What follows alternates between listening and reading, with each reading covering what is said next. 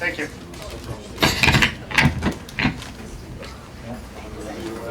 Yeah, I'm just going to figure it out.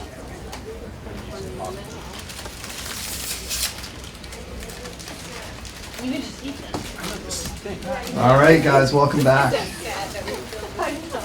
I promise you at some point today we're going to tell you what all that meant. Explain that in detail. Tomorrow. Oh, tomorrow. Forgive me. Oh, yeah. Yeah, so this is for the feedback app. Hopefully, have you downloaded it at this point? Yeah. Okay. So you'll see, actually, there's going to be a section or a button for each module on the schedule. So right now, if you look, we're at leadership development. You should have, I can come around and look at your phone. Are other people seeing the modules? Okay, so if you click on the actual module, Charlie and Megan will come up. You see that? We'll walk around in a second and make sure all you guys can access that. The other thing I just wanted to announce real quick, so I'd spoken with Emily in the organization. I think if there's anybody that does not want to be on camera, if you guys can actually just move towards kind of the back of the room, back of these tables here, we're going to make sure that we really kind of focus more on the presenters. And some people who are able to be on camera, if you can just kind of come up to the front and organize yourselves that way, that'd be super helpful. Just want to be mindful of that fact. Is this internal? That would be, you would be on camera here. For internal use? Yes. No, so everything we do goes everywhere. That's just the default. So if you don't want to be everywhere, it's just our default. So if you don't want to show up anywhere, you got to get out of the view. All right. Very good. So I'll come around. Raise your hand if you ever have trouble with the app, and I'll come around and help you afterwards. Good. All right, so you guys, I guess, had a couple of good hours. Snacks and whatnot. There'll be lunch coming in an hour, so don't go nuts eating too much. But at the same time, do whatever you need to. Drinks on the side if you need. So I'm going to take you through the high-level concept of why leadership has become the single most important investment a company should make.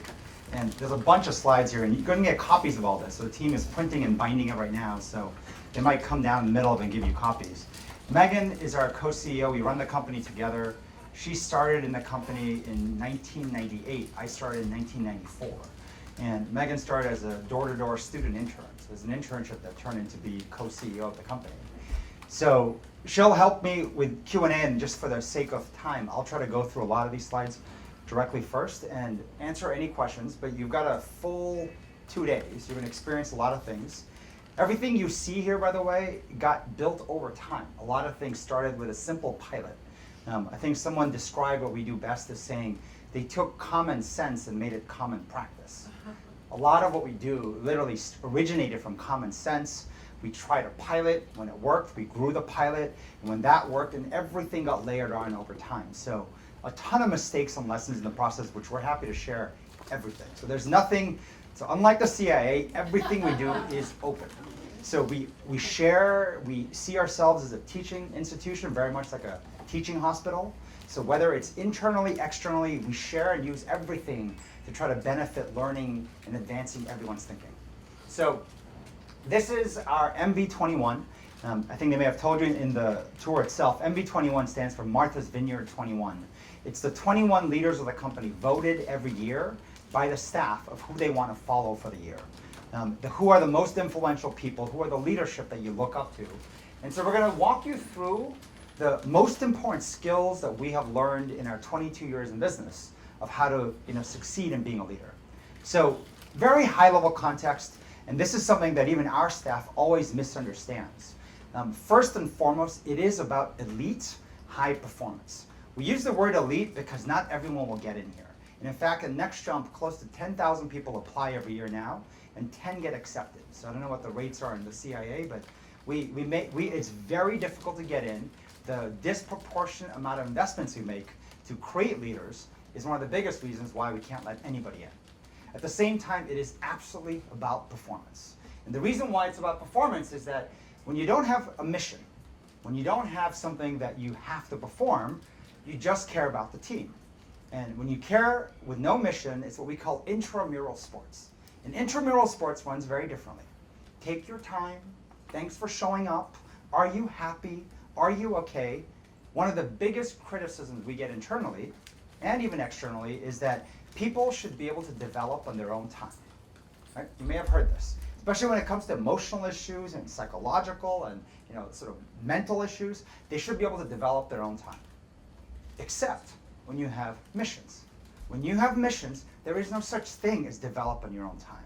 You're going to the final game, right, of whether it's the college basketball series or whatever it might be, Super Bowl, or you have to do something important for the CIA. When you're running a business, you have critical missions where high performance is not an option, it's required. And when that's the case, you don't get to develop in your own time. I love this phrase that the Air Force uses. They have a session they call brutal honesty.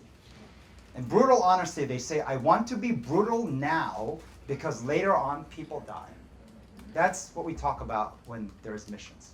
So just want to make clear, everything we do is not running intramural sports. If you're interested in intramural sports-oriented culture, this is not the place to learn from. The other part I want to make sure is that it's not about solo sports. There are absolutely businesses, companies, places to be where a single person, whether you're a researcher, a writer, whatever it might be, a solo sport is what they play. And the mission is different. I mean, a larger body of people, the larger and stronger the team, the greater the mission. The two are very related, but you have to develop the team in tandem with what's required for the mission. So we are trying to build one of the biggest companies in the world, just period. We also want to change the world by changing how companies run, company culture.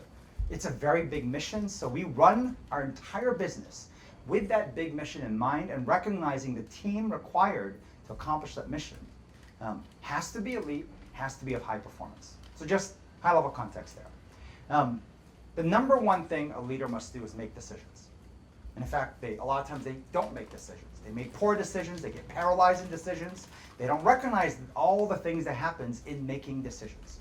There is a professor, and I've yet to find anyone who described it better than this guy. This guy Manfred, he's from a leadership institute in Europe called INSEAD. And this is the way he described it. Organizations which take leadership development seriously outperform the competition. Now this is kind of a known fact. I've heard a ratio around 3x. The organizations who invest disproportionately in leadership and leadership development will 3x outperform in financials and any other metric than the competition out there. Then he talked about how business schools, though, are preoccupied with models of the rational economic man. The assumption is that people will make logical decisions, but not realizing that executives are everything but rational decision makers. The emotional aspects of leadership were all but ignored. Almost every business school course categorized all of that as soft skills. Soft skills, and said, let's talk about the real hard stuff, analytics and critical thinking skills, negotiation skills, presentation skills. And they believed that rational economic man would prevail, but the reality is that's not the case. Soft skills, when it comes down to it, are the hardest skills. And this is the discovery that most organizations and most leaders haven't figured out. The hardest thing to master actually are those soft skills. Today's organizations need to have leaders who have the emotional intelligence. You hear of EQ often. From the best of the best will talk about this. To create meaning, have the capability to inspire and empower their people to get things done. The question I asked myself 25 years ago and continue to ask myself today is, why are so many leaders self-destructive? Why are so many executives so poor in developing well-functioning teams? Now, this is something that you may have personally experienced, especially with this team. The team we see on Friday probably are responsible for a lot of this, but that will be a lesson we'll have with them, right? The truth is, despite having a greater awareness of their role, many successful leaders still share a great sense of anxiety and insecurity. Many leaders are very unaware of the effect their actions have on others. Basically, they have very little idea of what they are all about. They are strangers to themselves. You'll hear this notion of, who are you? Do you know who you are? And that is something that a lot of people choose to be a stranger to themselves. And we spend a lot of time helping people discover who they are. And due to their insecurities, they may resort to highly dysfunctional behavior. Also, many of these overachievers are continually asking themselves, am I good enough? Am I up to the job? And when people realize that they shouldn't have this position in the first place, this is known as the imposter syndrome. And this is something, the more successful you become, you will see this become a bigger issue. Everyone who is in your roles at a junior level, up and coming leaders, think, I won't do that. Trust me, when you get up there, you will have the same problem. Everyone who's a child never seems to think that parenting can be that hard until you become a parent, and then you realize, holy shit, this is much harder than I thought. Now, some compensate by being more narcissistic in their behavior to convince themselves and everyone else that they're truly special. They suffer from hubris, contributing to irresponsible actions. Some of them resort to alpha male, silver-backed gorilla style of leadership. I mean, this is like, it sounds like, how could this be true? This is everywhere. We have had thousands of organizations go through our academy. Private, public, nonprofit, for-profit, startup, Fortune 100 companies, public schools, private schools, everyone sees the same problems. While leaders have had to become more sophisticated over the past 3 decades to improve their horizontal communication to get things done, in times of stress, they regress very quickly and fall back into this kind of autocratic behavior as a default pattern. In times of stress. Now remember, the greater the mission, stress is unavoidable, which means most leaders operate in constant stress. If you're operating in constant stress, what I just read to you right here is what you're going to see everywhere show up. So one other piece, what you're going to see throughout the next 2 days is you're going to see the importance of feedback. Feedback, and there are 2 types of programs we have. We have programs to help coach yourself and programs to coach everyone. In programs to coach everyone, the single most powerful factor of feedback that we have discovered was the power of pure influence. When your boss, your leader, your manager says that you're great, everyone else around you is like, that's because they kiss ass. When they say you suck and you got to get better, the response is, well, that's your job to tell me that. But when your colleagues say you suck, you talk too much, you don't listen enough, you're unempathetic, I mean, oh my God, is it different? And I saw this even in children as they grow up. Like when my son was 3, all he cared about was what the grown-ups think, right? The parents, the teachers. As soon as he hit 5, something changed. He's 7 now. He cared more about his colleagues and what they said than anything else. And that behavior follows through. Why the Oscars are so important, it's actually other actors voting on who's the best. We care about what the opinion of our colleagues are. So we've found a way to use that and bake it into every program we do. Now, in the course of, right, the orange boxes are what you're going to learn about, what you're going to observe, and you're going to actually practice some of these things. So we have 2 main technologies we use. The Next Jump Vitals is the test you had. It will take you through your own specific results tomorrow and walk you through how to use that to be more self-aware and how to coach yourself. The feedback app is what you're going to use tomorrow in an exercise. So not only today to rate us, but you're going to use it to rate each other. And it's so fast, it's so visceral, you're going to see no matter what, you're not going to be able to make it up because you won't have the time. And what we found was the way we built the application, you can give truthful comment on somebody else at a rate of 1 person per minute. So in a course of 10 minutes, 10 people, can be up to 15 will get feedback of what everyone's thinking, and it's anonymous, but it's amongst yourselves. So you don't know who said it, and you will be surprised at the level of consistency. It's as if one person wrote 15 things about you, yet it's 15 different people. And when you read that, trust me, that drives change. As difficult it is to read, it will drive change. Situational workshops is one of the most effective mentoring and coaching programs you're going to sit in and witness, and our employees have gotten very used to almost like reality TV, like people sitting in, so I know it seems very awkward, and in fact, you're going to see directly after this what we call 10X. This is a program where all these evolved over time to get to where it is, but I think 4 or 5 individuals will be clocked in 5 minutes to go and talk about how well they know themselves, their impediments, and what the cost of it is to the whole company.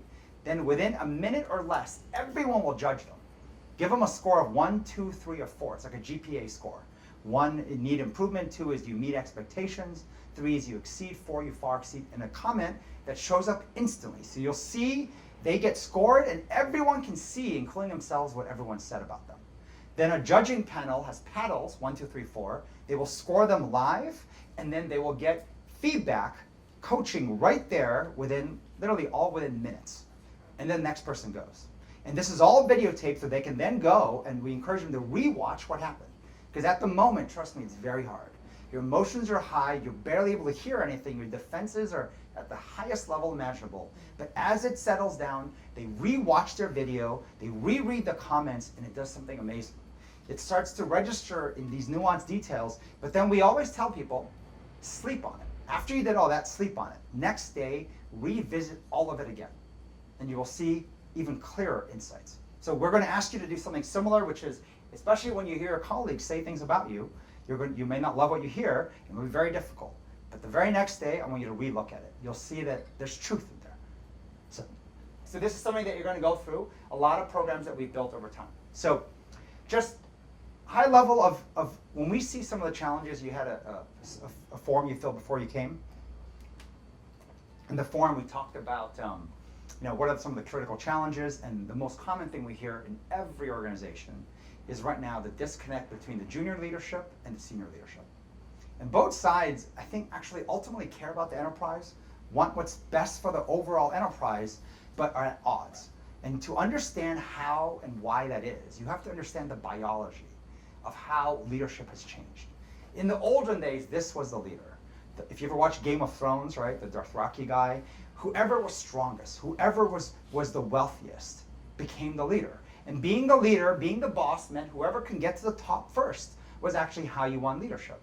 But what's changed from this notion of boss to leader is that you need people who are very capable, but they also have to have the capability to help others.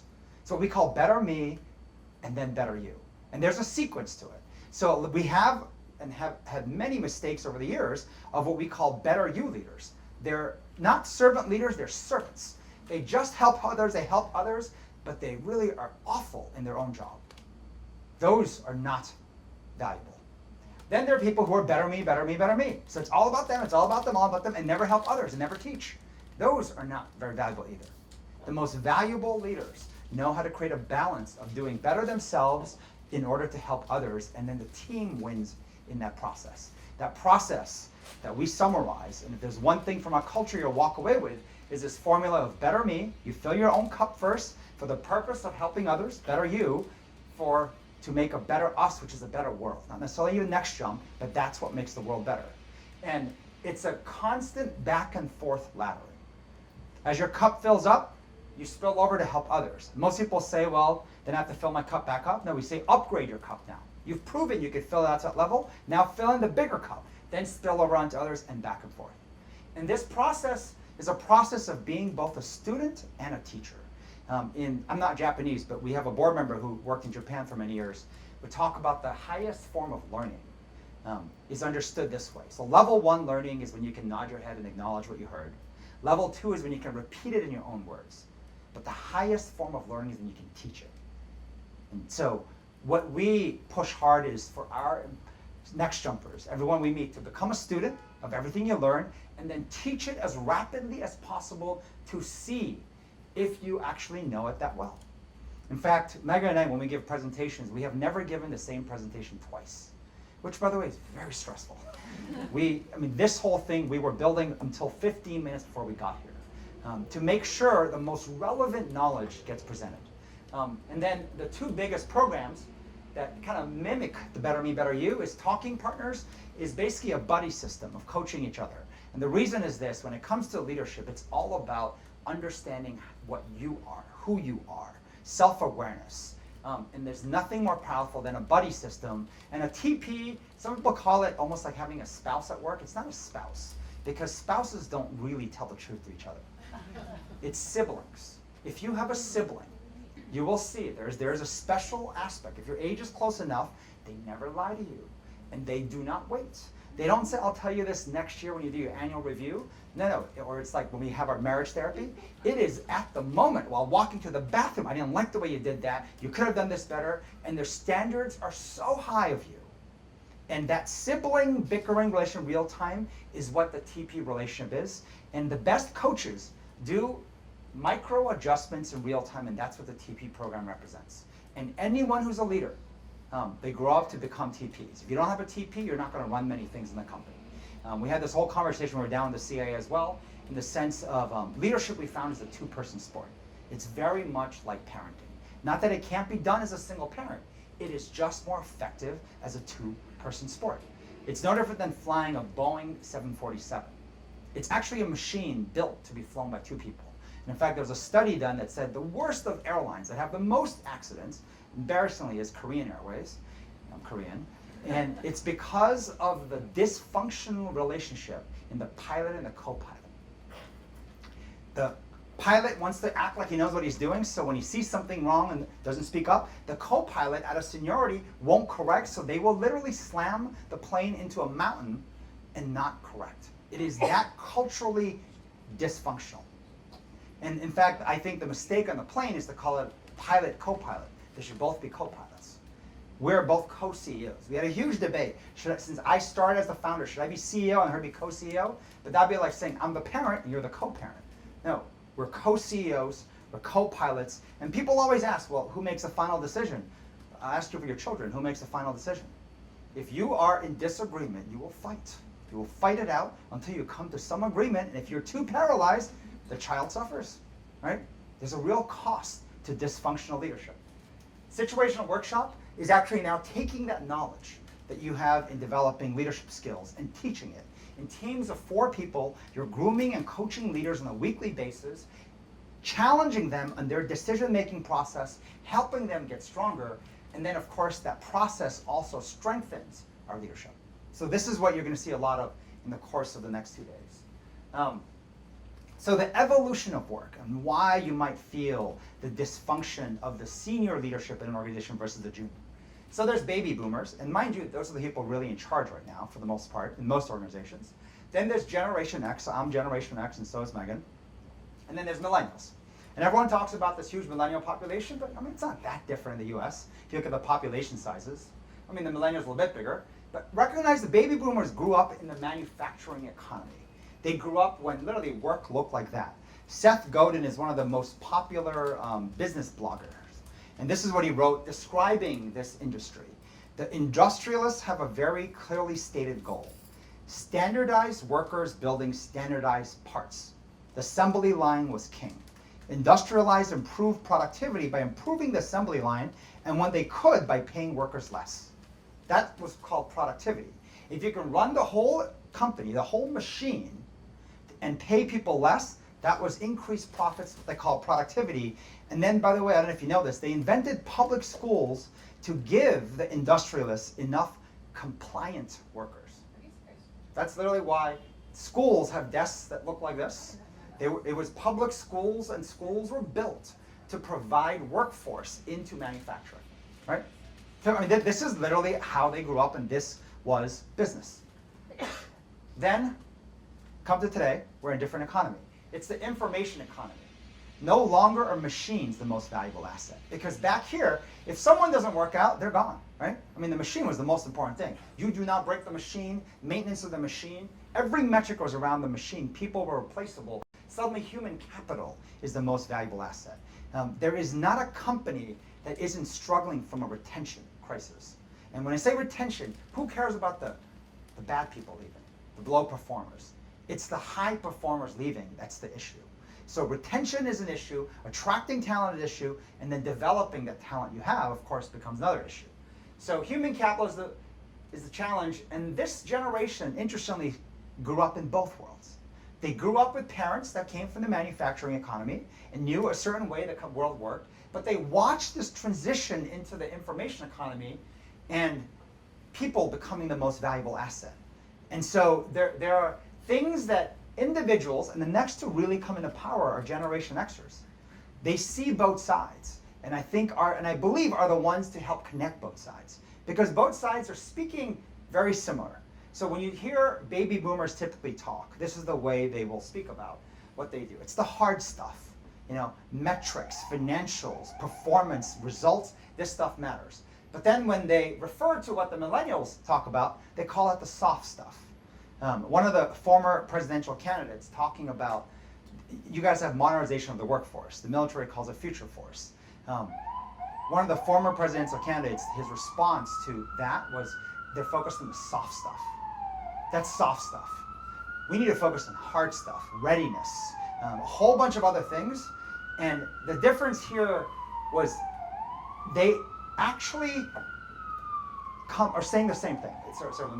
Both sides matter. Both sides matter in the sense of to get outcome, you have to understand the process. But the problem is the boomers grew up in a time where process was machines. The machine was how you drew results, assembly line. Millennials grew up in a time where human capital is the number one lever. But results have to matter, otherwise you start to run an intramural sport. A lot of times I think the best way to summarize the demands of the millennials is as if they want to run an intramural sport. Because they'll talk about happy, they'll talk about fair, things that actually show up very much in intramural language. But when you talk about this side, they're talking from the manufacturing world. They're talking about this manufacturing world of like, metrics and assembly and productivity and people are replaceable, and it's actually both that matter, and this is the changing of times. And what you're seeing is the leaders in charge, maybe you'll see the graphic here, but it's supposed to have a wedge that goes from here all over here. Most organizations are mostly run by people and boomers, but it's next coming to Gen X, and ultimately we'll go to millennials. And this change is actually happening. So this is a slide literally from yesterday. So situational workshops, and then 10X. 10X, what you're going to see is where we train all our staff. This is from Albert, one of our leaders. And we have a version of 10X that's literally on steroids for the senior leaders. And in fact, it's so intense. We used to show it in Academy. We decided to no longer show it because it was so emotionally charged that it was almost as if you're watching two parents have massive arguments about their children, and you're able to see it from the outside. It felt almost like I shouldn't be here. So we make OBO, which is what it's called, only viewable to internal. In fact, in the beginning, it was only viewable to the leadership. Nobody got to see the disagreements of what's happening in the leadership. And then we took a chance and we exposed it to all our staff. And our staff got to see how hard we work as leaders. And that changed the flavor of 10X, is what you're going to see. When they saw how difficult it was to be a leader, how hard and how critical we are in ourselves, that changed. So this is a slide literally just from yesterday. Albert explained, this is what happened to me, right? In terms of my job as a doer, I'm doing better, I have a little correction, right? I do better and better. But then once I move to a leader, my career looks like this. It's a series of up and down and up and down. It doesn't take a smart mathematician to know that's a flat line. He's flattened out. And this is what happens for most leaders. And this idea that the more that people think you're great, because once you get it here, you earn this position, right? It's not like you were born and they said, wow, you should be a leader. No, he earned this position through the doing of his work, and now he feels like a fraud, and he can't say it. He doesn't have the courage to face the fact that that's a flat line. And so this is the challenge of leadership. So this is a real example just from yesterday. And we talk about the idea that we call it face the truth. How much do you see this? So this is the past 6 months. It's flat, right? But you believe A is where you should be, right? Given your skills, your talent, how well you've done, that's where I should be. But the reality of where you're heading, right? When you look at the stock markets, why stocks get punished a certain way is past data actually is indicative of the future, but the past data, the trending data, is most indicative. Whatever has happened the last 6 months is going to be the highest predictor of what's going to happen the next 6 months. And so it's been flat, and yet somehow people think it's like startups have this disillusion of, I know my revenues have been flat, but they're going to hockey stick the minute you give me a check.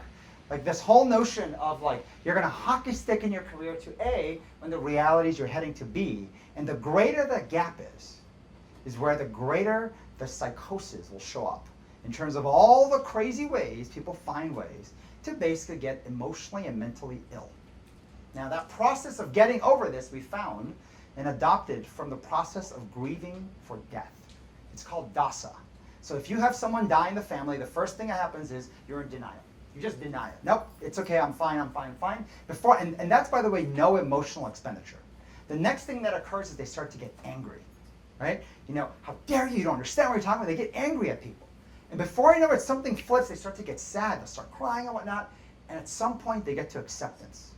Now, acceptance doesn't mean it goes away. The pain is still there. But they go from literally no emotional spend and denial, anger, sadness, and they're back to a state of calm where they can action and operate. This process can take some people 5, 10, 20 years. Some people can do it in like minutes. The more experienced you are, the better in shape. You can do it faster. You guys want copies of this thing? There's copies here if you want to take notes in it We too. have booklets here of all the presentations you're going to see. Sorry for the delay. I'm going to pass these out to you.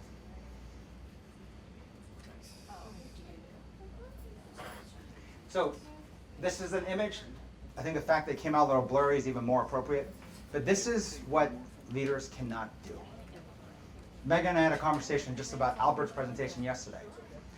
He was on one hand very authentic, and the other hand he missed one critical emotion. The true emotion of feeling ashamed. Like when you are stuck in your poor decision making and you're hurting the lives of a lot of people, you have to recognize how much shame that comes with it. And Brene Brown, she's coming to speak in our company in a couple of weeks, but she describes it really well. This notion of going to the swamp. And she said the purpose is not to construct a home and live there, but it's to put on some galoshes and walk through and find your way around. You have to go spend time in the swamp of shame. You have to. You have to accept it, become self-aware, because everything about leadership is self-awareness. And that's the only way you can get to self-correction. A lot of people will move to correct. Well, I was told if I do this. I watched a TED Talk which said do this. I read a book which said do this. A business school mentor or instructor said do this. And they go for action without truly accepting what the issue is. Versus once you become self-aware, that is only when the actions become what you choose to do, what you put your fire behind. And a lot of people do the self-awareness as, well, you know what? I'm going to give it a shot, but you got to really tell me. You got to tell me what's wrong with me. You got to correct me. And that's suddenly putting the onus of self-awareness on others. It cannot do that.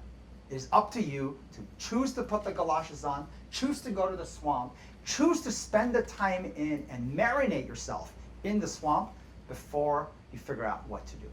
And that process will be painful. It will be in denial first. This is not for me, I don't need to go to the swamp. This is ridiculous. And then you go into like, oh my God, everyone else should be here. You know what? They have such bigger issues than me. And then it's like, oh my God, they should fire me. Why do they even keep me? I'm not worthy. You'll get to acceptance. And at that point, you'll be walking around the swamp. It's still ugly, smelly, and bad, but you're now ready to go and do something about it. You can't go to the swamp like once a year, or like once every 10 years. There's a frequency with it, right? As you're trying to upgrade and grow, that you can get to the place where you can go to the swamp, not every day, but you realize you can recover, and it's not so depressing but you have to go there, and it's almost like practice. It's just practicing. It's practicing doing it, and you just get better at it. So the problem in leadership is this. You have to make hundreds of decisions. The higher up you are as a leader, if they say CEOs make 100 decisions a day. The simple acknowledgement, non-response, is making a decision. And this is the score of how CEOs work. 95 plus makes you an A plus CEO. And they say if you are 80, and I've heard actually the bar got raised to 85, a B CEO should be fired. That means you can get no more than 15 wrong. And if you do, by the way, you should be fired. That's the high stakes of being a leader. Think about parenting, the number of decisions you have to make. I mean, who wants to be a B parent? You're a B parent, that's the standard of actually, and the bigger the job is, with more people, imagine if you are a family of 100 children, 1,000 children, and you are getting a B. You're ruining that many lives, whether it's 15 to 150, because of your poor decision making, you should be replaced as CEO. That's why we have found leadership is a two-person sport. As an individual, I found I can consistently get 85 decisions correct. But I needed the help of another CEO, a co-CEO, who had a different point of view to me. A lot of times men and women work very well together. You just see things differently. And that's what allowed us to get to a more consistent level of getting 95 or more correct. But to understand this, all the work we do, a lot of times we help others, but we suck in knowledge back from them. Public school is actually how we learn about this. Just the evolution of how children become adults, young adults, to then parents. So the first question children ask when they go, why is this? Why is that? And just a knowing series of whys, right? Before you know it, they move off whys and they focus on fair. This is not fair. This is fair. Everything's about being fair. And then as you grow older, they start to go into happy. This does not make me happy. This makes me happy. Every lens of decision making is around happy. But as you become a full adult, a parent, what do? You have to focus on doing the right thing. And doing the right thing oftentimes is not fair in the short run. In fact, will most likely not make you happy. But in the long run, you know you're going to get the right thing, happiness. So this is the toughest part of leadership. No different, it's the toughest part of parenting. How easy it is to let them stay up as long as they want, give them candy, the iPad, as long as everything, whatever makes them happy. And we find the broken parenting that occurs usually are parents who have a philosophy, I operate with a model of making my kids happy. And we're like, oh my God, you're screwed. Right? That's a real problem. But if they focus on doing the right thing. Now, that doesn't mean, by the way, every day is going to be a day of toughness and misery. You need short-term happiness as well. But the most important thing is, what is the right thing in the long run? Now, the transformation of being a leader, and everyone always asks, does everyone become a leader? So this is how life progresses. Now, not everyone will have children, not everyone will become a parent, not everyone will become a renter to an owner, but this is the progression. Renters become owners, child becomes parent, troops become officers, followers become leaders. And the difference here is fair and happy as the lens turns into doing the right thing. And this shift is a different job. It's so different that everything you know in many ways trains you for the wrong thing.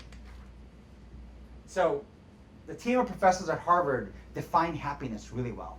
They said there's two ways to think of happiness, as a state versus as a process. As a state, it's about vitality, exuberance, buzz, banishing pain and suffering and boredom. There's a form of hedonism. A lot of the tech companies like Google have been accused of this. Their investments in culture, in happiness, is about stuff.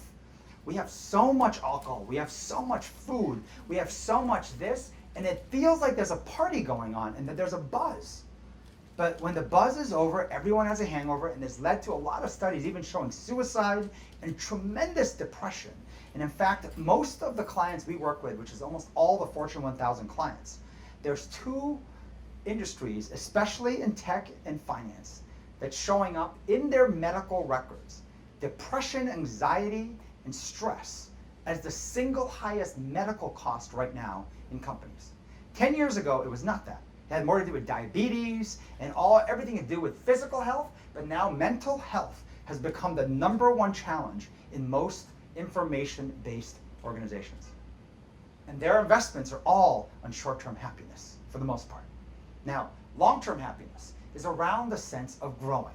Growing, and Aristotle talked about this, and this is what they call the DDO. It stands for Deliberately Developmental Organizations. The entire organization is built like a university, an institution, to grow human beings.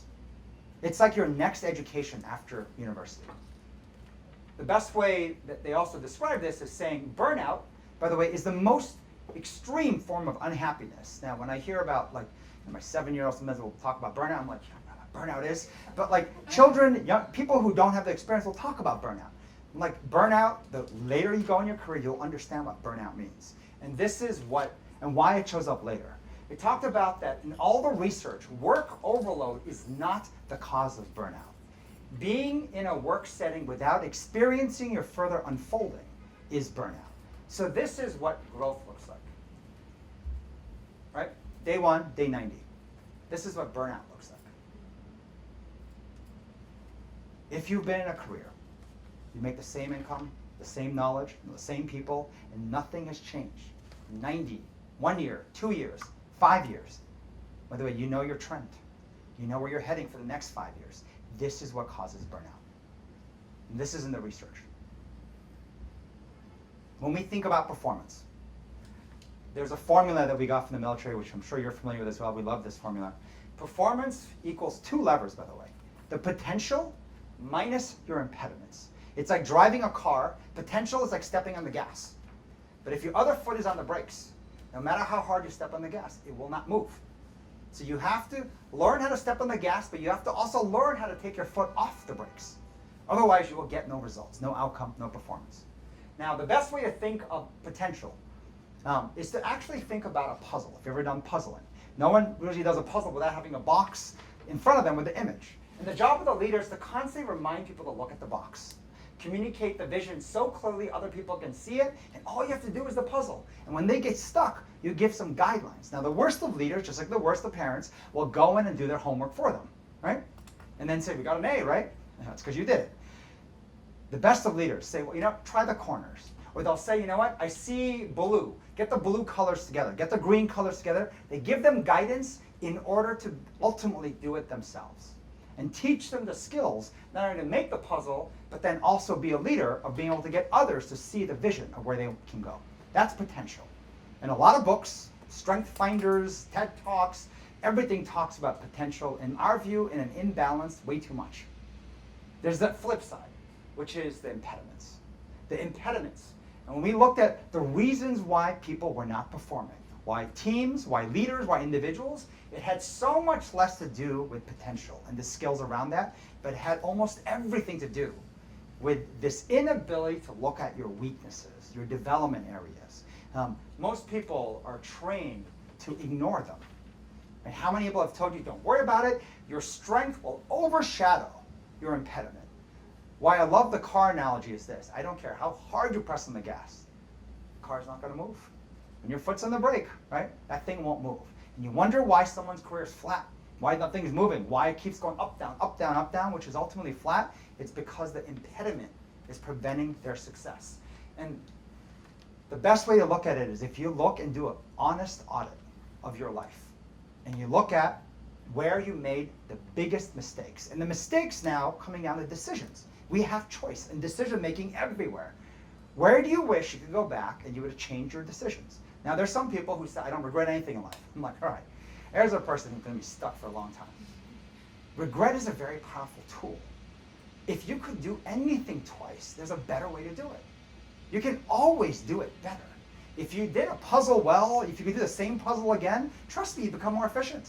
So life is about advancing and learning. So when you look at where you made the poor choices, what you'll find per person, is different per person, is there's a theme.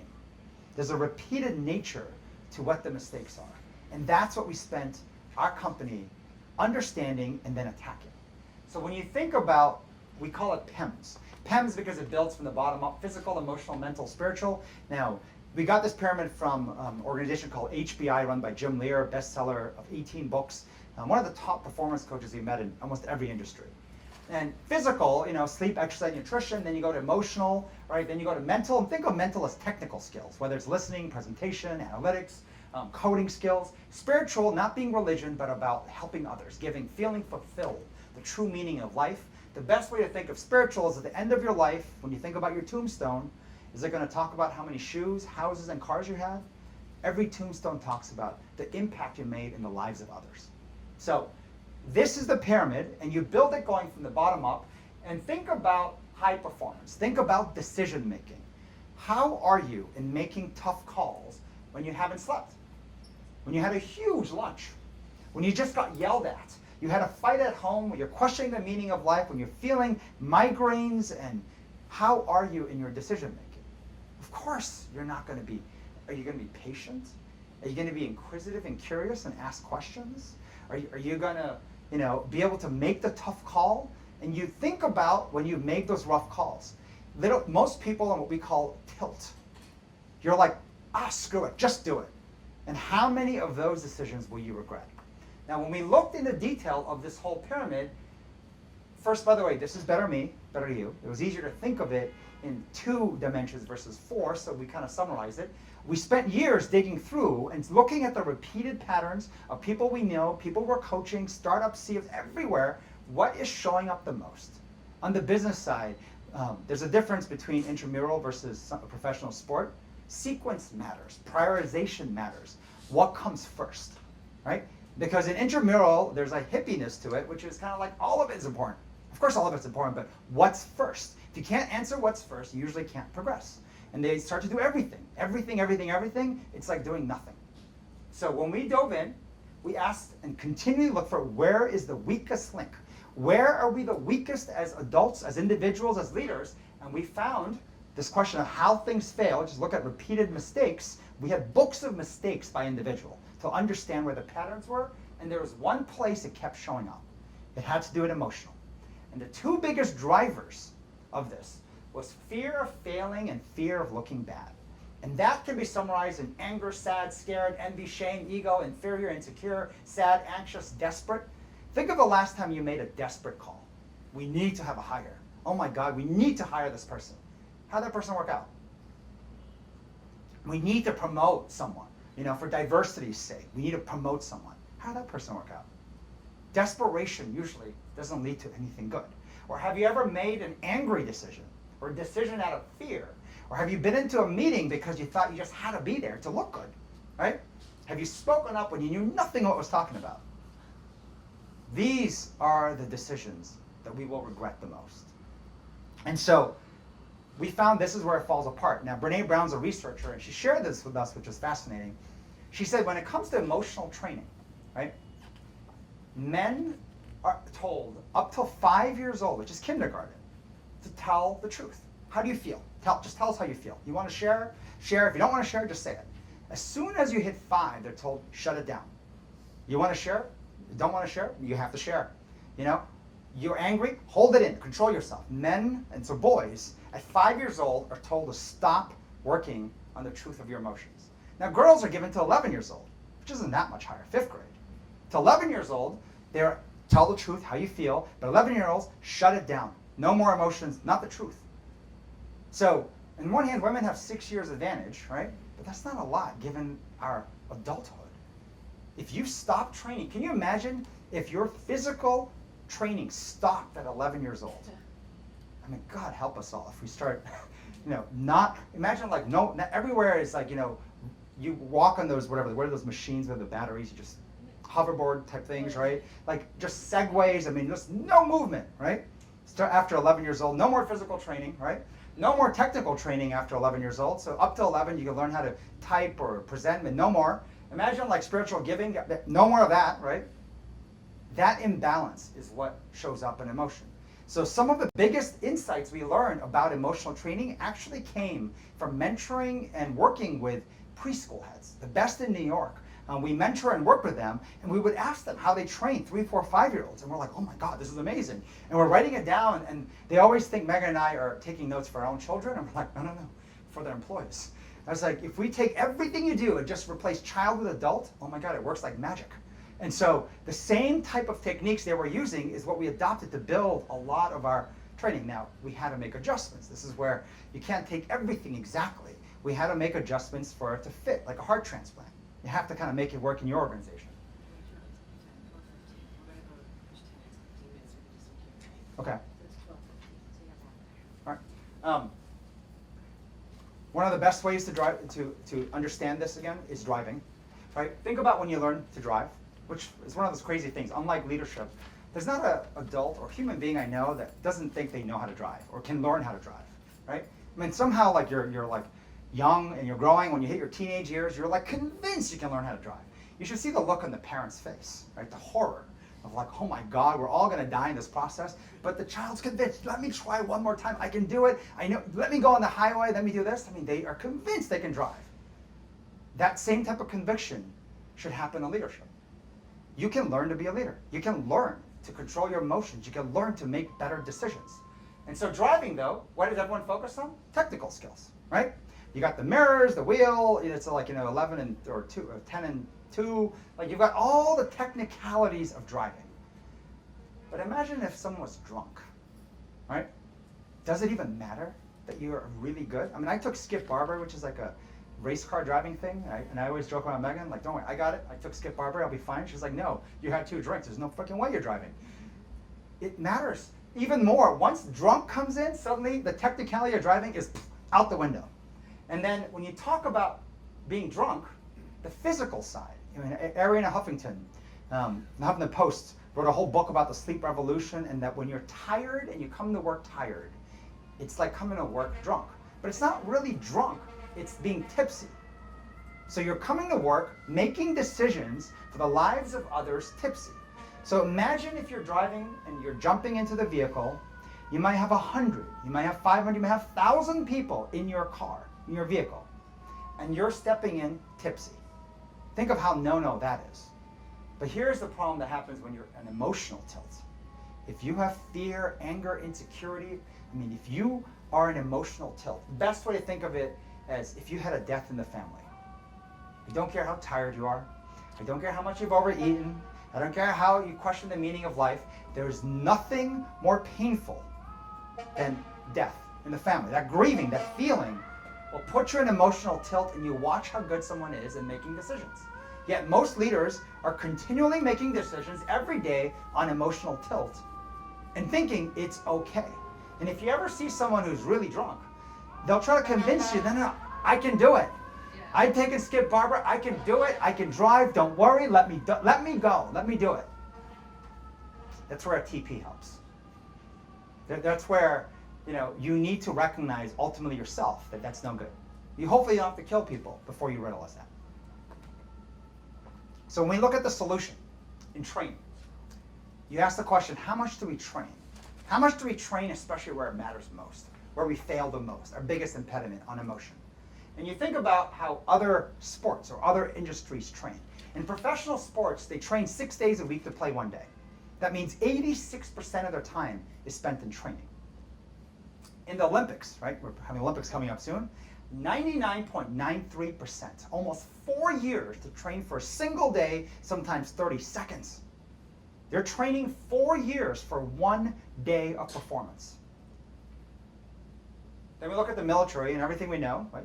You guys are serious, we don't know a lot about you, but the military, they seem to be training all the time. War or not, it's almost everything is training all the time.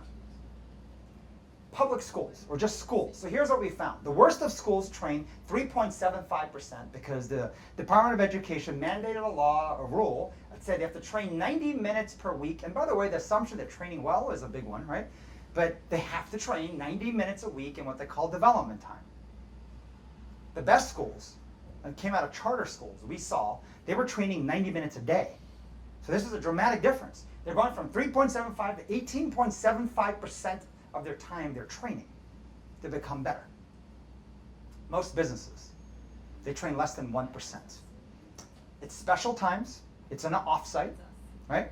And the offsite might occur every 2 years or so, and that's the only training you get, and then you're supposed to perform really well. So what the professors at Harvard found was the future of work were companies that were dedicating close to 50% of their time training. 50% training. So we use, and you'll see this, you have to be very creative in how to do this because the place has to run. We run a multi-billion-dollar e-commerce company. We'll do close to $3 billion in sales. This is a big business, which is why we can afford to even do this pro bono and all the work we do. But to do it, you have to know how to turn everything into training. So a couple other things to understand how this works is that human beings actually run more like machines than you realize.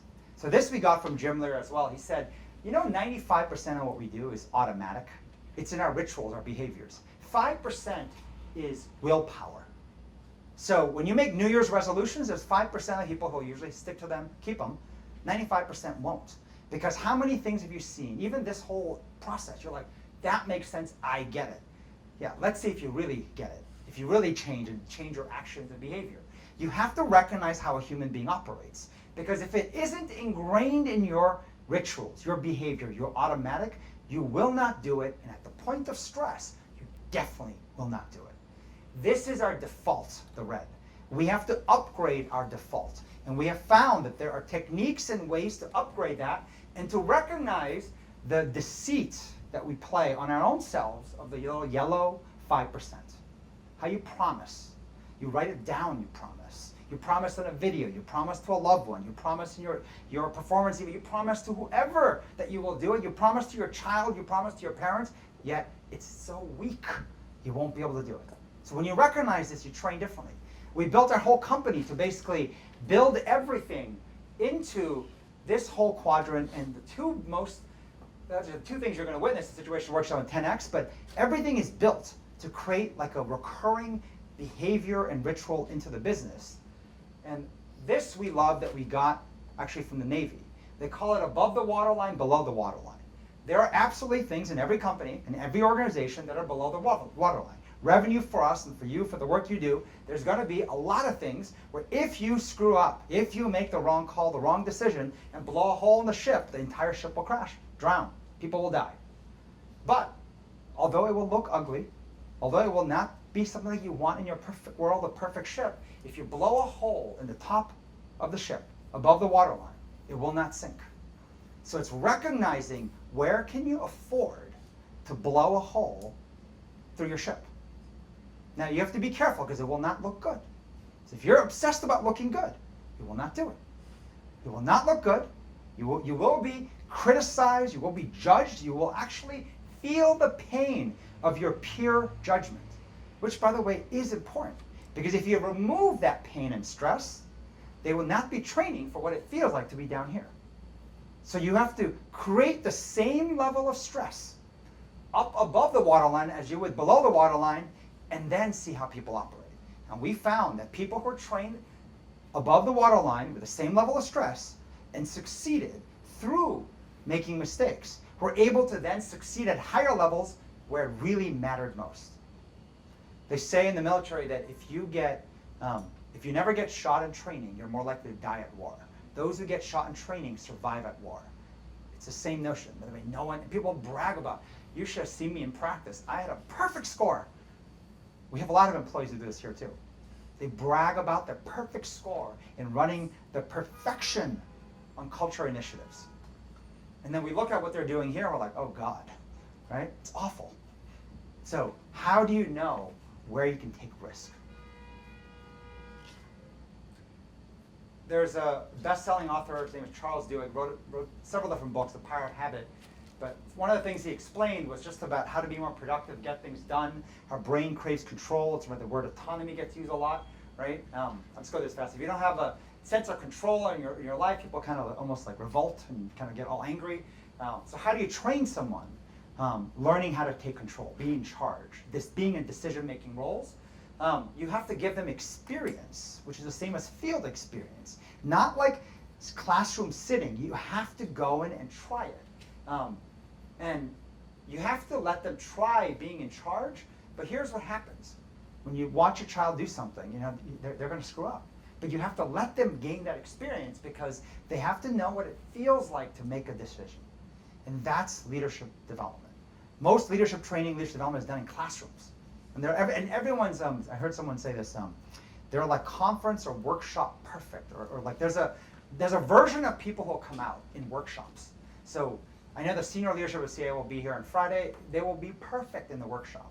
So we create a workshop in a way that hopefully will bring out some of the ugliness, which will come out too, but all for the benefit of making them stronger and better, right? It's to make them stronger and better, right? Well, everything is open, so. Give me the link. So we think about leadership, we think about, I think we're almost done here, but coaching yourself. This is kind of heavy, so I'll try to go through this fast, but we came up with a thing called Horseshoe coaching. Horseshoe coaching started with this, because it is not an intramural sport. Outcome mattered. You have to look at the score.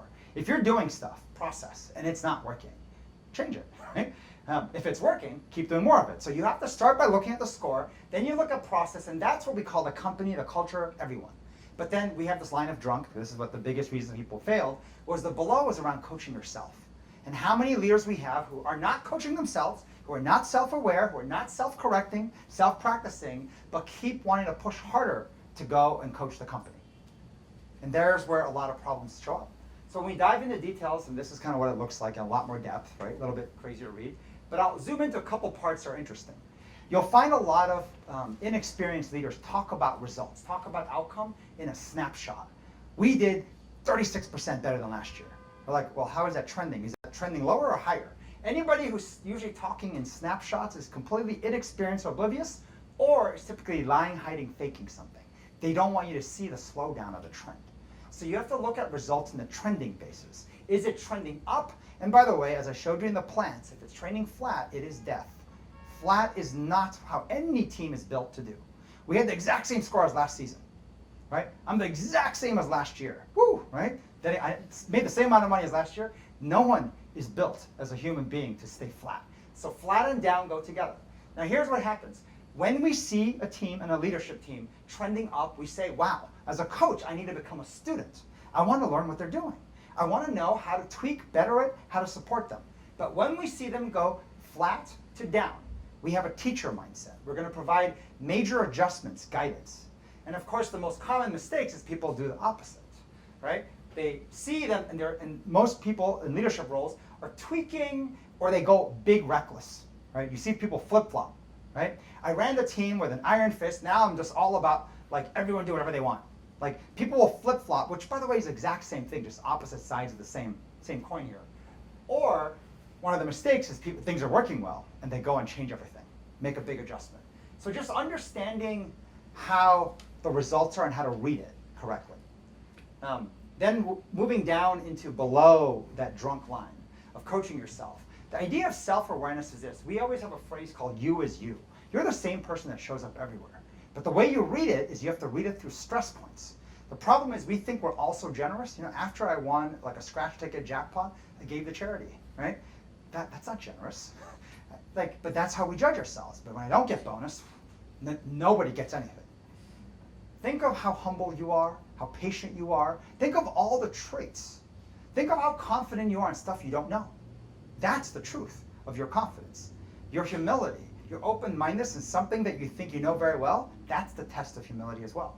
So how you are at home, work, how you do culture, how you even work out, you will see based on the test we took today for you, you're all going to have a different workout in 2 buckets. You're going to have a workout that should be harder than what you're used to, because we're going to give you what you typically don't like to do according to the results. But don't worry, but we have very cool workouts. It's fun, so it should be fun anyways. But friends, just thinking of your awareness. You are the same person that's showing up everywhere. When you go out to dinner with friends, do you pick the restaurant? Do you not? When you have dinner with someone, do you tell them what you want? Or do you overly, I will have this happen, or are you like, which side are you? Because that same trait will start to show up everywhere. Usually when no one's watching, or when you're stressed, it shows up. Which then came the insight saying, wait a second, that would mean you can practice everywhere. We took this insight with work we did with a guy named Josh Wakeskin. Josh Wakeskin became a world chess champion, then became a world martial artist champion, same age as me. He's almost 43. And he spent some time with us and stuff, and it was interesting what he learned. And we asked him, how'd you win? How'd you win in chess? What was your secret? Right? It's kind of like, why not? Ask him. And his insight was this. He's like, I watched people and how they were away from the chess game. Chess is like a game of poker. It's about patience. So I needed to know who's patient and who's not, and the degree of their impatience. So what I would do is, I knew at the game they were bluffing. So I would literally be watching them away from the game. They went to the buffet. How patient were they waiting in line hungry? Were they tapping their foot? Were they anxious? Were they just patient letting others through? When they're at the elevator, how many times did they press the button? Did they rush in first, rush out first? And that told me their patience, and I used that to destroy them and win the games. And we're like, oh my God. Then here's the insight. Not only can you find who you are everywhere, you can also train everywhere. If you are impatient, you could let someone else press the buttons all the time. If you're impatient, you could jump in the taxi and not pull out your own Google GPS or Waze, but let them go whichever route they go. Because the difference is only a few minutes. Like, there are many ways. When you're walking in a team, you could maybe walk last as opposed to first. And there were these subtle ways to train in every aspect. And I cannot tell you the number of executives we have trained through our Pro Bono Academy over the years. These are executives in huge companies coming back to us saying, my wife has said, I'm a different person. My husband has said, I'm a totally different person. What the hell happened? I play with my child differently. I'm different when we walk together in public. And then my team members start seeing it too. It's awesome to discover that you can change. You can upgrade. That default that we tend to say, I'm always this way, you can actually change it. You can become a better person. So, let's see, I think this is the last parts I had. I just threw 2 extra pieces in here in case you were curious, and then maybe a couple minutes for questions. The ROI question, right? What's the ROI in the Pilates room, and the spin studio, and the food, right? The 50% time to train people. I mean, we hear this all the time, right? And I love this little quote. CFO asks the CEO, what happens if we invest in developing our people and they leave us, right? CEO says, what happens if we don't and they stay? Now, we did something very unusual as an experiment. After years of perfecting our hiring process, our development, we took this bold move in 2012 and said, we're going to institute a no firing process, a no firing policy, lifetime employment, which means if you come here, we are choosing to commit to you. You can leave whenever you want, but unless you do a criminal, ethical, or moral breach, we're going to commit to train you, no matter what.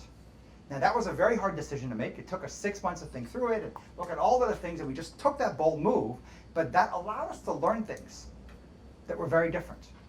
We cannot afford to obsess about the top. We had to obsess on the bottom. If they're bad, they're here ruining everything. So we had to find a way to try everything imaginable, go to places where everyone thought that's not allowed. We had people try to come with, you're working on people's emotions and minds, you're not licensed. We get criticized everywhere. But we said, but do you realize the value, the sacred nature of our enterprise is suffering because we're keeping people here, we have to at this point, but we don't train them. We have to train them. Now, in most organizations, when you think of ROI and think of kind of what companies rob you of, usually you think of the top and the bottom. The ROI questions come up here too. Most jobs, they rob you of your health and they rob your soul. That's a simple way to describe most jobs, right? They rob you of your health. Sitting is the new smoking, right? I mean, you are told on my dime, sit there and get the work done. I care what's behind these 2 ears and nothing else, right? You go figure out how to work out on your own time. You want to go give, you do that on your own time too, right? So they rob you of both of those, and they'll provide the most in training, and mostly it's mental training. Presentation skills, technical skills, coding skills, and whatnot. And in fact, that's kind of where companies lie. And so the ROI questions will come up strongest in the top and the bottom, because that's on your time, not ours. But I love something that West Point said. They said their expectation of developing leaders at West Point, it's around I think almost 5,000 cadets or candidates, students. They're not developing a majority to be leaders, not a majority, but every single person. We work to develop every single person here to be a leader, full stop. And when you do that, suddenly the cost of something going wrong, the cost of their decision making is far greater. I look at it as, we're both Patriots fans. We love Tom Brady, right? Even though he takes a little air out of the ball and stuff, but we love him still. But the team that supports Tom Brady does not question, what's the ROI on this pillow for Tom? Or he's feeling a little bit like, unconfident, and we have this new thing we want to try. Nobody has an ROI question on Tom Brady. He's the leader of the team, right? He's the captain. He's the top player. When we think of developing everyone here into Tom Brady's, suddenly the ROI question gets thrown out because it's de minimis compared to what you're trying to accomplish. So, and the ROI question always comes because of your low performers taking advantage of all the food, the gym, right? The giving programs. This is why it usually always comes up. So what was the catalyst for us in some of the shift in leadership? Actually started with Meghan. And it started with her having her second child, because we ran the company together as co-CEOs, even though her title was chief of staff, because we thought that's what the country does. The president and chief of staff run it. Everyone thought she was head of HR. Everyone thought she was my assistant. I was like, no, she's a chief of staff. Like, that's the most important asset. No one got it, so then we realized you got to call her co-CEO, and everyone seems to get it better. But second child, has a second child, and we're walking along, when Meghan asked me that dreaded thing of like, can I work part-time? And in my head, part-time means 2 hours a day, like something like that just made no sense to me. So. Well, I looked at his face, I was like, I just mean like maybe Friday off so I can bring my little guy to preschool and still see the baby, you know what I mean? And, like kind of like a, but still, it was like this fear of, 11 to 3, 2 days a week, I think you said. And I was like, that's not what it said. I was like, parent the whole organization alone? There's no way. I'd rather sell the company. And so then we talked, decided not to sell the company, and we said, okay, what do we do to run the company then this way? And that's what created a new org chart for us, which was such a catalyst in how we developed our company. We found all different size teams. We went from 15 down to 10, 5 different sizes. We found 3 eventually was the best. Captain with the right and left hand being groomed up. But the change that occurred in 2012 was this role right here called the coach. The coach was a huge investment to take the top performing person and move them into the role. Because a lot of times you hear about player coaches, right? It's a bogus term. When have you seen a coach allowed to go on the field? No, not unless they actually shouldn't go on and be kicked off the game. There's a player captain. Captains play. and lead. But a coach's job is to be off the field, to help the team get better, to watch in real time, observe, write down, and then help them post-mortem reflect, to go back and try again. That's the job of a coach. And so the most fit person to be a coach was someone who was a former captain. And the reason is this: most coaches can be built sometimes through what we call armchair professorship. Like, we don't like armchair professors. We like people who know it in their bones, who learned in the trenches, who went through, the swamps, who went through that experience and now is able to empathize and actually help the new captain do better. And so what we did was, and you'll see recognition being critical here too. When people succeed here, we always recognize the coach, not the captain. And the coach is like, I didn't do it, the captain did it. We're like, oh no, trust me, it is the coach. It is always the coach. But when they fail, right, guess whose fault it is? It is the coach. It is not the captain, the coach. Think of the wrong thing you do. You're like, your children are awful, but whose fault is it? It's the parents. It's always the parents. It doesn't matter what the child is doing, because what the children are acting on is the training or the lack of training the parents have provided over a period of time. The coach became the most important role, and this was such a catalyst for how we developed and changed our business. And just to be clear on this too, the fear we had was that how we ran the company before I had my second child was much more top down. So really, we were making all the decisions for it. Everything. For everything, revenue and culture. So we would work. The hours we worked were insane, and that was part of can't have 2 children and be working the crazy hours, weekends. It was just insane. And we realized we run everything, meaning we would have meetings and reviewing products, and people would come in and we would say, change this, do this better, meet you again tomorrow. So it was so top down. It was like reviewing everything, making all the judgment calls. And we said we can't do that anymore, so we're gonna have to create more leaders, which is how this flow model came up.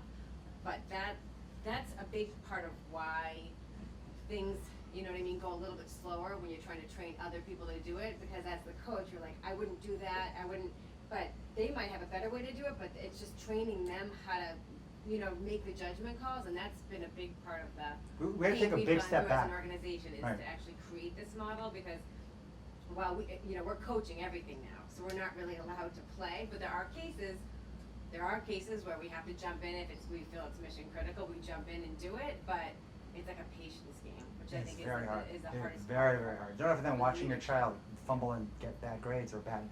It's very, very hard. And because the whole discussion we had while walking, literally, was around this block was, well, if we're not going to work the hours we used to work, then we're going to have to, it's my comment to Meghan, well, the only way that would be possible is if everyone ran everything and we ran nothing. And she's like, it's not possible. I'm like, well, we have to change the way. So this is the brainstorm that led to, then we'd have to find a way to train people to become better leaders, make better decisions, because we're making almost every call. Now, so the team at Harvard, when they saw Next Jump, they did this whole study for 3 years trying to say, what's the future of work? We'll give you a copy of this book too, as well as several other books. But they were asking, what's the future of work? 3 years studying around, and they found 2 companies they called DDOs. And so we read their first article and said, oh my God, they're describing us. And then we told them, I think we're a DDO too. Now they're like, never heard of Next Jump. So they just didn't believe us. So they spent 6 months sitting in our office, watching, observing everything before they said, holy shit, you are one of them too. And they called us the captain creating machine, the whole organization. The way that this is the book, they described Next Jump is they said at Next Jump, they believe it is not that practice makes perfect, but perfect practice makes perfect. And they're continuously working to perfect their forms of practice. So, a few questions? A few minutes if you have any questions. Yep. Going back to the feedback and the swamp and just kind of that whole concept. Feedback is something that you have to receive and you have to accept it. When you're going through all those stages, one of the things you're thinking about is, well, this is just who I am. This is me being my authentic self, and I should be able to be my authentic self. And sometimes you get feedback that's not working for certain people based on personality. So I guess my question is, how do you teach people how to give feedback that still allows the person receiving it to kind of do that soul search and figure out how to still be true to themselves so that Right. they're not molding a bunch of Yes. robots? This is a very challenging thing for people and organizations to accept. Let them do it badly. Let them give feedback badly. Let them accept feedback badly. Accept that. Because only through that process will they learn to accept feedback correctly and also give feedback correctly.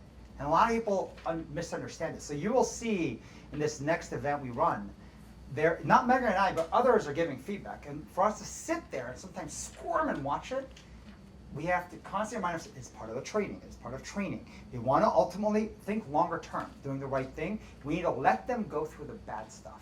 People always want to skip the pain and the bad and go straight to efficient. Like, and so you have to, it's hard, but you have to accept it. But then you have to give them the space and time to also tell them, that was really bad. Right? Because if they think they did really well, because the same way that you do that, well, I am who I am, so I can't change that kind of, so that feedback doesn't work for me. The person giving feedback has that same type of narrative. This is the way I speak, and I am. So I'm all about being blunt, right? I'm like, wait, there's another thing to do it. You could be empathetic and, you know, like, and so there's always two ways to do it. There's an introverted, extroverted way. There's a confident way, there's a humble way, and most people have convinced themselves. We always take like a game of tennis. Forehand is what we're all good at. We all suck at the backhand, so they all say, well, it's kind of, that's who I am. I'm just born with good forehand, right? And so they keep playing forehand and everything, but you know in a game of tennis, you can never play at the pros. This is the mission, not an intramural sport, if you don't know how to play the backhand. And in fact, if it's so obvious that you suck at the backhand, you can never even win. So you need to learn agility. And agility takes time to practice what you're bad at to then be good enough so that you can actually play whatever side the situation dictates. Because we take a lot of heat for we focus so much on development, like your weaknesses. But the reality is we look at it like 95-5, like 5% on your strengths. Like you know what it is. Whatever your, you know, for me, like humility is not something I feel like I'm ever going to lose. That's what I would say my forehand is. Like all the traits that come with a, you know, we say insecure, arrogant. So I put myself in the insecure. We know I'm not going to lose that. It's like I have 39 years of being like that. But if I don't practice the other side of what we would call the arrogant traits of, you know, more courageous, aggressive, optimistic, all of those, then when the situation calls for that, I won't be able to do it. And I relied a lot on Charlie, because we're opposites, where he'll do that, right? But then there's situations where I'm like, if I had trained to do that, then he wouldn't look like the bad guy. I could, you know, and it's a fear of me looking bad. I don't want to say, so I won't say it, I'll let him do it. But it actually makes us a weaker pair. But it's not to say to lose my strength, right? Like, that is who I am. It's just, you know, and if the purpose is big enough and you want to grow for a certain, then you would be open to upgrading, not changing. Right. I don't know if you know Carol Dweck wrote a whole book about the fixed mindset, growth mindset. It's used in sort of teaching kids a lot. But what's fascinating is Robert Keegan, one of the authors of this book, he actually was one of the top child psychiatrists in the world. And the reason why child psychology was so important was the belief was once the human body stopped growing physically, we're done.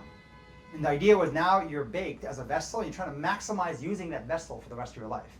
Well, the biggest breakthrough was, wait, the body may have stopped growing, at least, you know, tall. The body stopped growing, but the mind is developing well into the 70s, 80s. And so if you don't train that, you're assuming it's done. And so this belief that people have that, well, I am who I am, I can't change, we always say we need to understand who you are only for the sake of the starting point. Then we train and build. So you all speak a lot about the concepts of Brene Brown and change and all that. And you've built a culture where, you know, people are, you know, throwing themselves in the arena every day, right? For the sake of getting better, right? So I'm wondering from a recruitment standpoint, how much expectation setting happens, I guess, with the applicant in terms of what they will be experiencing and expecting in terms of the, you know, internal self-development consistently, constantly, before. So here's maybe the best way to answer that question. It's the question of when we, you know, get applicants coming in, right? Do they know what they're signing up for, right?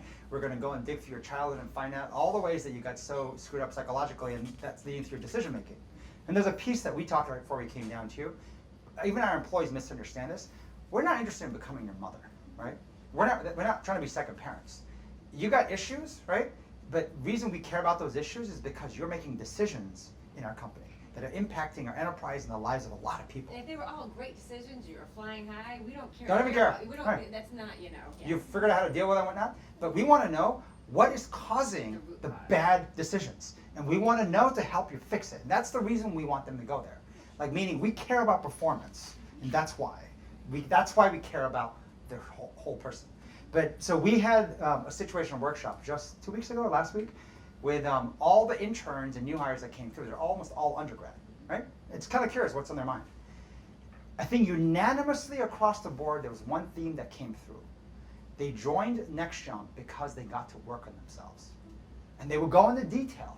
Where else can you talk about the issues that are swirling through your head that you're unable to address, where you feel alone? It was crazy where the exact opposite of what you're saying happened. Yeah. People were like, there is no place I can talk about this. I'm actually surprised to see, especially the millennials, they actually really want tough, critical feedback. Well, they say they want it, and then it's a little bit of a shift, I think, from a few years ago, especially more senior lateral hires. It's a little bit of a struggle. So now what we do is we actually have them consult for us first and observe it, and then say, can you see yourself doing that? They actually watch it because we don't want them to get here, especially at that senior level, and then feel like, oh my God, I'm not doing this. So we have them purposely now. It's like a new process of actually consulting and decide, do you want to do this or not? Because that's part of what you're going to have to do, right? Yeah. So how about for you this? So save the questions, because we're going to let you observe this, like live. Now. Like right now. We'll let you, I think it's 4 people. Yeah. They're going to, and it's clocked, and you can watch the whole thing happen.